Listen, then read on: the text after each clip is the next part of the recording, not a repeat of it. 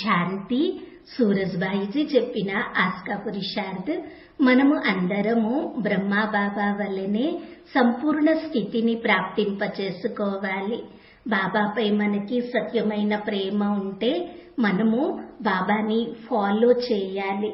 ఏ విధంగా బ్రహ్మా బాబా శివ బాబాతో ఎంతగానో ప్రేమని పొందారో, అందరికీ ప్రేమని ఇచ్చారో, అదేవిధంగా మనము కూడా శివ బాబాపై ఎంతో ప్రేమని కలిగి ఉండాలి. మరియు ప్రపంచ ఆత్మలకి కూడా ఎంతో ప్రేమని ఇవ్వాలి. ప్రేమని బాబా నుండి పొందుటకు మనము దేహానికి అతీతంగా అవ్వాలి. ఎవరైతే దేహానికి అతీతంగా అశరీరీ ఆత్మగా అవుతారో వారిపైనే పరమాత్ముని ప్రేమ కురుస్తుంది. వారే పరమాత్మునికి ప్రియంగా ఉంటారు. బాబాకి ఎంతగానో ప్రియంగా ఉంటారు మరియు ప్రపంచానికి కూడా ప్రియంగా ఉంటారు. మనము అందరికీ ప్రేమని పంచాలి కూడా. ఈ ప్రపంచంలో ప్రతి ఆత్మ ప్రేమ కోసము ఎంతో దాహంతో ఉన్నది. ఎందుకనగా ఎక్కడ ఎవ్వరికి సత్యమైన ప్రేమ ప్రాప్తించడము లేదు. ప్రేమలో వికారములు దాగి ఉంటున్నాయి, స్వార్థము ఇమిడి ఉంటున్నది. ప్రేమ దానిలో పడి మనుషులు మోసపోతున్నారు. అప్పుడు విశ్వాసము సమాప్తమవుతున్నది.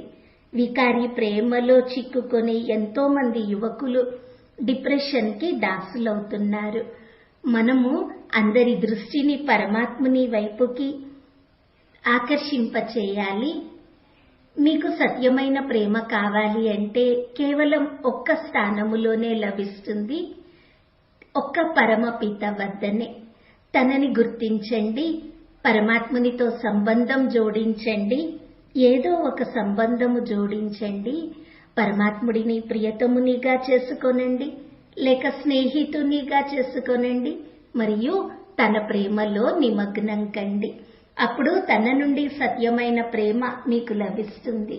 దేహదారులతో ఎంత ప్రేమ ఉంటున్నదో, దేహదారుల నుండి ఎంత ప్రేమని ఆశిస్తున్నారో, అంతగా పరమాత్మునితో ప్రేమ ఉంటే ప్రపంచంలో ఇంకెవరి ప్రేమను ఆశించే అవసరమే ఉండదు. ప్రేమసాగరుడు మీకు ఎంత ప్రేమని ఇస్తారు అంటే మీరు ప్రపంచానికి కూడా పంచగలరు. ప్రేమ ఖజానాలు మీలో సదా సదా కోసం నిండుగా అవుతాయి. మనము బాబాని ఫాలో చేయాలి. ఆలోచించండి, మనకే కదా బాబా పరిచయము అర్థమైనది. ఎంత గొప్ప భాగ్యము మనది.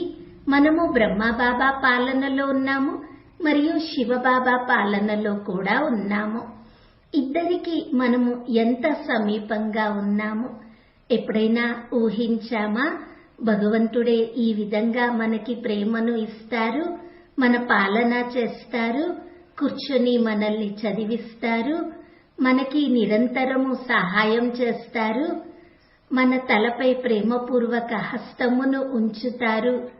ఇలా భగవంతుని ప్రేమ మనకి లభిస్తుంది అని ఎప్పుడైనా ఊహించామా?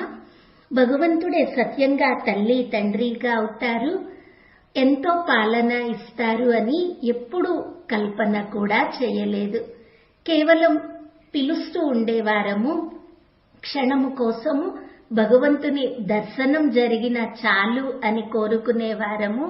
మరి ఇప్పుడు స్వయంగా భగవంతునికి చెందిన వారిగా అయ్యాము. తన పరివారంలో సమీపంగా అయ్యాము.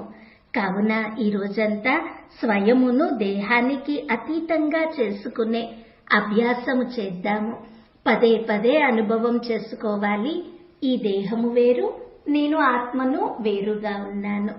తన స్వరూపమును ఇలా చూడాలి. అప్పుడప్పుడు చూసుకోవాలి, నేను ఆత్మను, ఈ తనువులోకి ప్రవేశించాను. నేను ఈ దేహములో అవతారమూర్తిని. ఏ విధంగా శివబాబా బ్రహ్మా తనువులోకి అవతరిస్తారో, ఏ విధంగా బాప్దాదా గుల్జార్ దాది తనువులోకి అవతరిస్తారో, అదేవిధంగా నేను ఈ తనువులోకి అవతరించాను విశ్వ కళ్యాణము కోసము. ఇలా దేహానికి అతీతత్వమును అనుభవం చేసుకోవాలి.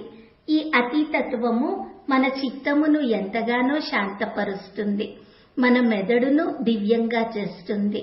దానితో పాటుగా సూక్ష్మ లోకానికి వెళ్ళి అనుభవం చేసుకుందాము. బాబా యొక్క ప్రేమపూర్వక హస్తము నా తలపై ఉన్నది.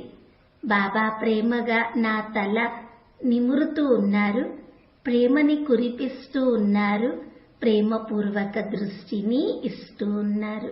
ఈ 2 అభ్యాసములు ఈ రోజంతా చేద్దాము మరియు పరమాత్ముని ప్రేమలో నిమగ్నమయ్యి ఉందాము. ఓం శాంతి.